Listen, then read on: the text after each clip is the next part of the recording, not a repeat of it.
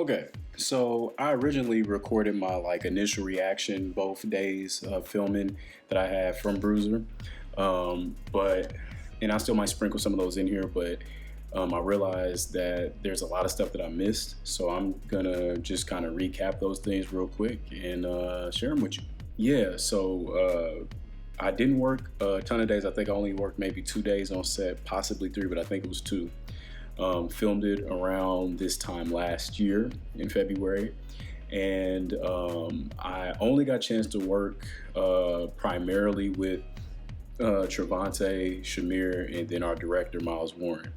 And working with those three dudes, man, and everyone else, on the project was really, really, really special. It was cool, man. I got a chance to play a role that the role of an officer is something that's not new to me. I'm always, either auditioning or playing, the officer, detective, SWAT, special ops, all that kind of stuff, which I enjoy. But this first time I really played a character that that was just different than what I usually play, not in the role itself, but just in the characteristics of the character. But before I get into all that, first day, let me talk about Miles. Working with Miles, the director, Miles Warren, was something that was just really special, and it really made me feel seen. After I had booked the project, he had either text me or call me. I think it was a text first to set up a time to call and talk to me about what I thought about the character and the project and any questions that I had. And he didn't have to do that because my character isn't, a main character or anything like that. But that just speaks to his artistry as a director, and he really wants to learn about, who he's working with and where they're coming from, their perspective of the character and of the piece. And again, that just really made me feel seen. That made me feel appreciated. And it was just really cool for him to do that, man. And he's a deep thinker like I am, so just kind of talking about the different things in the character or with the character in the piece itself. That was just really cool. And then actually working with him on set was just amazing because he's one of those directors that a lot of actors love to work with, myself included, where it's just like, yo, I trust you to do your job. I hired you for that reason. Do your thing. I'm here to just kind of guide a little bit, but you know what you're doing. Play. Just play. Do your thing. And that freedom really allows you to have just more ownership over your part of the puzzle that you're putting into it. And that was really, I appreciate that. And I hope I get to work with him again on some other stuff because I know he's a nerd like I am. So hopefully, we get to do some nerdy things later too. Working with Trevante, I think that's who I worked with first, if I'm not mistaken. Working with him was probably exactly how you think it would be. He's just very present. He's looking you in your eye, he's talking to you, in between stuff, or, on the transpo from base camp to set. He's just a real chill, cool dude, man. And he's just really dope. What was cool with it is when we were doing first couple of takes, just rehearsing and stuff, he was doing things that made me mad as the character, which is good because, again, it's been a while since I've played around with a character like this. So usually when I'm playing really any character, I'm usually used to, being in control. I'm used to everything kind of going smooth. I'm just cool, chill dude, all smiles and giggles and stuff. But, obviously this is very different subject matter. And I'm, going over there still assuming that I have the control because I'm an officer. But I knock on the door and, we're just having interactions. He's not complying with what I'm saying, which I'm just as the character, I'm this is making me mad. And we just had a little quick look, and all right, bet. And we were just playing off each other. He was doing things, I was doing things to get under his skin. He was doing things to get under my skin in character, obviously, not for real. And that just brought out a lot of richness that I think you see in that scene. So that was really cool, man. Again, it was just one short day working with him, but he's someone else who I hope I get to, share the space with and lock horns with again, man. Shamir, same thing. He's very intense, but in a good way. He's very focused. I had two scenes with him, and those two scenes were the scene where we're at the car dealership where we're just chopping it up. And then once we're actually inside, when he calls me in, and I come in uniform, and he's like, "Yo, can you go check this out for me?" That was really cool because, of course, we got the ad lib and play with that moment. But once we got inside and had the sit down moment, he was really zoned in, which makes sense for his character, man. And I love that. I love that. And he was a straightforward dude to work with, man. Again, another person who I hope I get to share the space with again in the future. Besides Shamir, Trevante, and Miles, the next group of people that I interact with the most was our props team. Costume and wardrobe as well, and makeup, but more so props. And that was Darius and Steven.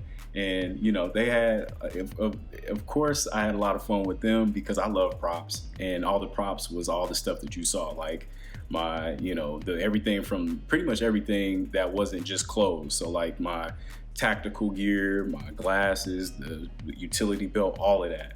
That was really cool, man, to just, you know, have that. And that was really cool to play around with that. Also, my partner, Grace, who I worked with, she was Officer Mendez. She was really, really cool. We kicked it a lot, hung out. Shout out to Grace. Her and I, we were just hanging out after we got in costume. It was kind of chilly that day, so we were outside of our trailers, you know, because the sun's out and it feels good. We're just out there chilling, and then they tell us, hey, lunch, you know, go up and grab lunch or whatever. And it's not registering in my mind. Like on the walk up there, you know, I'm like, yeah, you know, I realize I'm in my uniform and everything, but once we got up there, I mean, Food Frank comes out. A lot of y'all don't know who Food Frank is, but he's very singular focused. So, AKA Frankie is what we call him. So the fact that I was in costume didn't register anymore. I'm just like, okay, food, you know.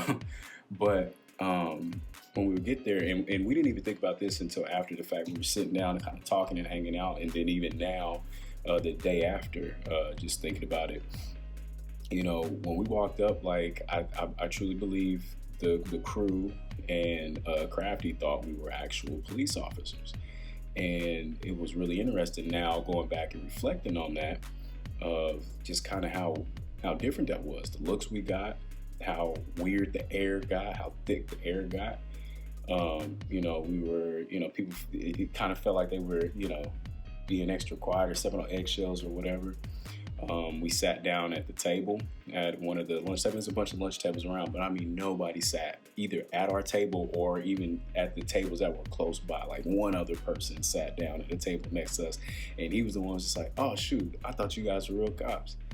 And it was also interesting because, I mean, I wasn't looking at everyone that was coming in and getting in line for lunch, but for the most part, the crew seemed like it was a predominantly, you know, white crew. Or just not, you know, African-American crew. And so that was also interesting to kind of think about. And it was interesting in the sense of looking at, you know, again, I'm not gonna pretend like I know what it's like to serve. You know, the closest I've ever gotten was security, and it was unarmed at that. So night and day difference, not even close. But I think it was interesting for that experience for me personally to just kind of, you know, experience that, because there's a lot of commentary and conversation around policing in America, and I'm not going to get into that because this video ain't about that, nor is the film about that.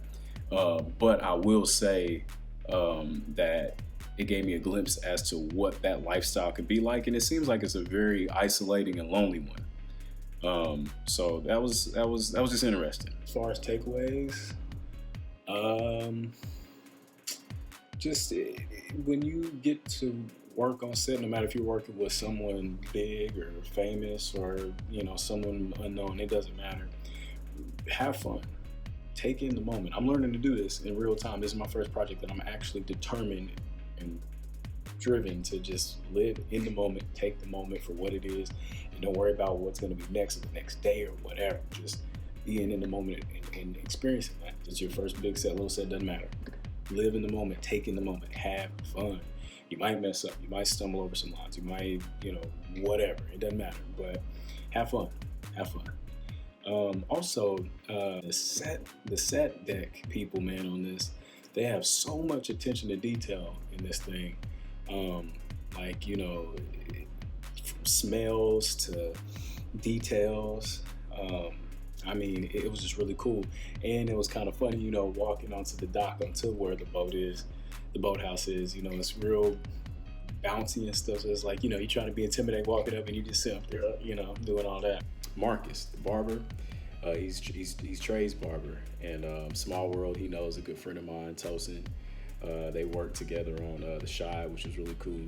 So when I went to his, you know, hair trailer to get like lined up and all that stuff, we was just chopping it up about that, about life. He was giving me like such good like just advice in general. It's like being in a barbershop, like for real though, like, you know, where you just chop it up about life and hearing all just everything. So and he was so giving of his time, man, and wisdom and advice. So shout out to Marcus, man. Good people.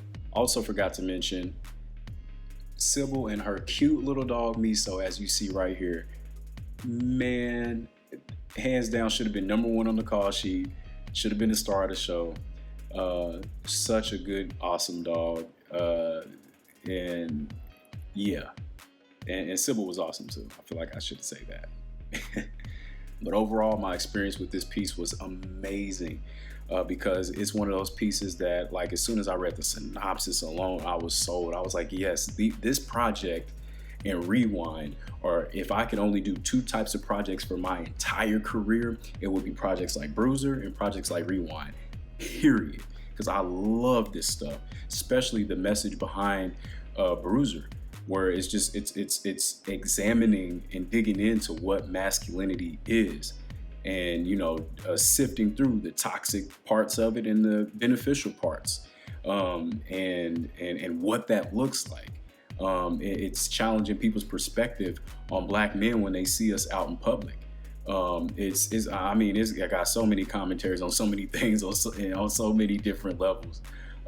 Just, you know, appearance, you know, speech, presentation, like presentation in the form of like both talking and just walking around in space.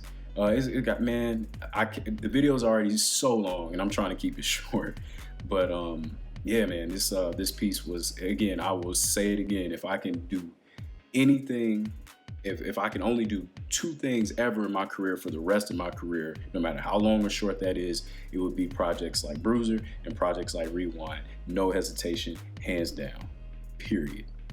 So I was so fortunate to be a part of something like this, something I'm very passionate about. And I hope y'all enjoyed it, and I hope there's more to come soon, man. So yeah, let me know in the comments, whether you're male or female, doesn't matter. But if you are male, what are your opinions on masculinity? And do you struggle with how it is presented in the world and in our society, or with your presentation of it? And if you're not a male, how do you feel about the state of masculinity in our society? And what are some things that you think would be healthy explorations of masculinity? And as always, if you liked any of the content shared in this video, please take a moment to like the video, share the video, leave a comment, and don't forget to visit my website at frankoakley3rd.com. Thank you. Peace.